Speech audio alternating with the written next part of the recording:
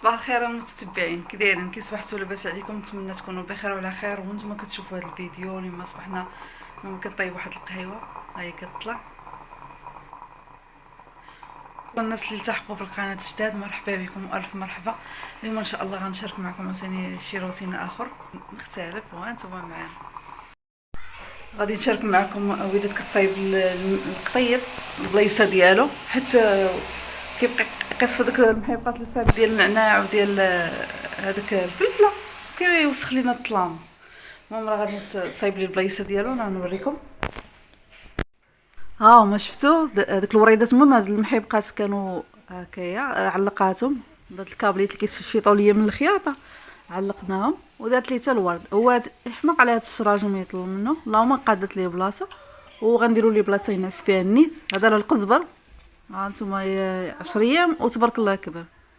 علقاتو النيت كيتسقى غير الحبوب ديالو، جا زوين. ها نتوما مازال كتقاد البلايصه ديال القط.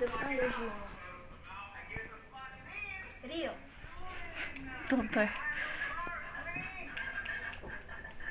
ديال الف ليله وليله مريح مع راساتو. قعدنا لي بلاصه زوينه يبرقك فيها واحد البركاك.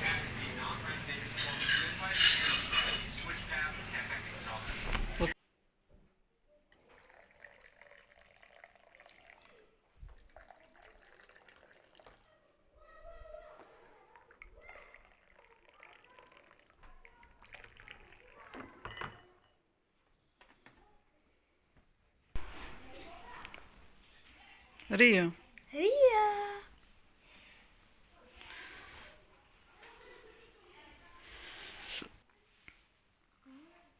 تتنفس هذاك مع زمتها. لا محلوله تتنفس.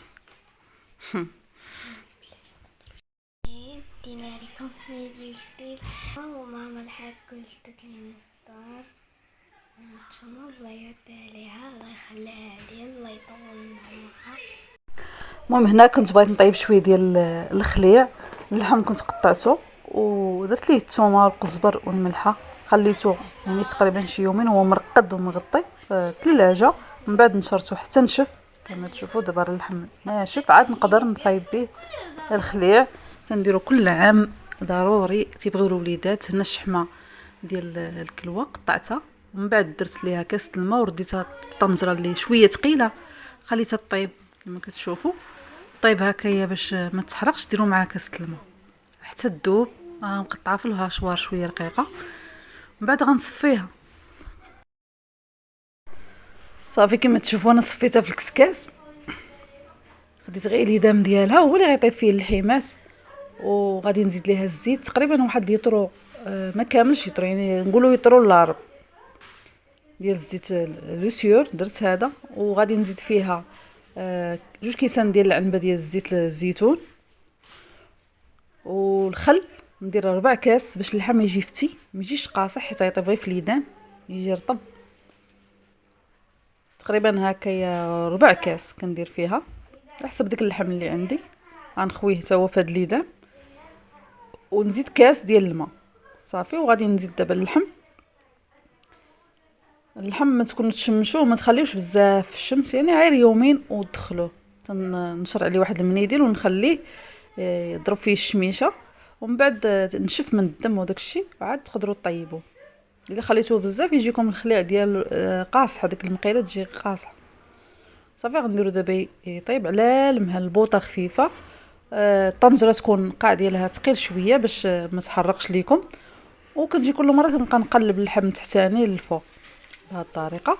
ملي غيطيب راه ديك الشحمه اللي لاصقه في اللحم كتولي مذهبه، وعاد كتخشوا هكايا شي فرشيطه في اللحم كتلقاوها يعني ولا طايب. ومن بعد اخر لحظه كندير شي تقريبا 2 معالق كبار ديال القزبر يابس ومطخوب وكنطفي عليه. دابا غادي نخليه يبرد شويه، المهم يولي دافي حتى نديرو في البلاستيك هذا في الطاسات. انا وجدتهم هنايا حتى برد، ها نتوما، حتى يولي لكم غير دافي تقدروا تحطوا يديكم فيه. صافي غنجمع دابا هذا اللحم كلها كنفرقوا باش الطاسه اللي بديناها كتبقى تاكلوا فيها هذيك المده ديال شهر ولا هذا، وتعاود تبدا واحده اخرى. هو ما كيخسرش، بالعكس كيبقى زوين وخا يبقى لكم حتى عام. هذه هي الطريقه اللي تندير لي انا دائما. درت فيه حتى الضليعات، الحيمات، غير ما يكونش فيهم المخ، ما تاخذوش العظم اللي تيكون في وسط منه داك المخ اللي تيقدر يغمال. اما اللحم ديال الضليعات والحيمه هبيرات من الفخذ وداك الشيء غيديروا. غنزيد ليه دابا هذاك الليدام فوق منه حتى يتغطى اللحم ما كيضيعش. وهذاك الليدام ديروا منه مسمن تيجي واعر البنات، مسمنات. المهم طيبوا فيه البيض زوين صحي، وهكايا كل عام كنديروه، ما كيخسر ما والو، غير تبعوا هاد الطريقه.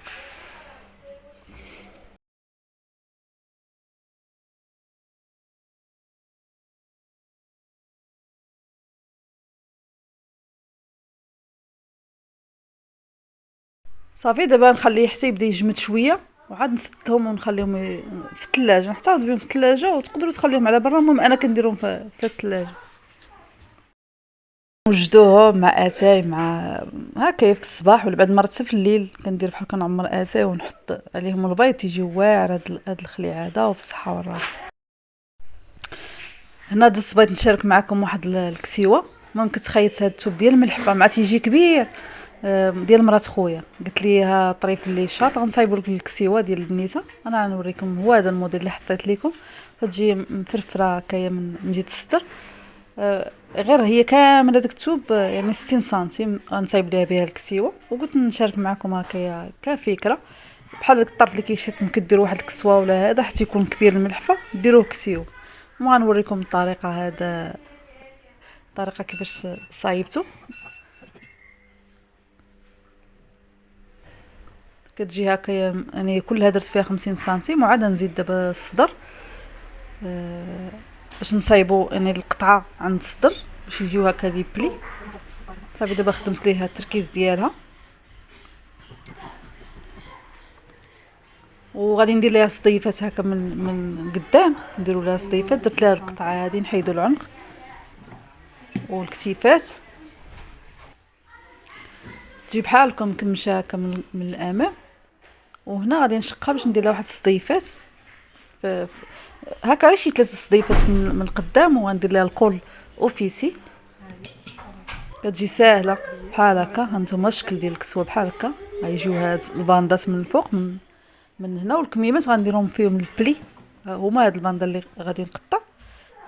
وصافي دزت هكا الماكينه نطرقها من الجناب، راه ساهله في الخياطه ديالها.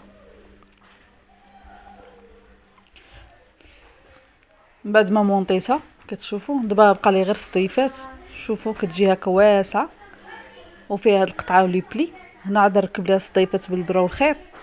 شوفوا الكول اوفيسي كيجي واقف، وهادو اللي ديدات هكا بحال الكتيفات فيهم لي بلي. ماما راه خيطت انا نوريكم حتى ديال الام باش كتلبس الام وبنتها بحال هي درتها لها طويله.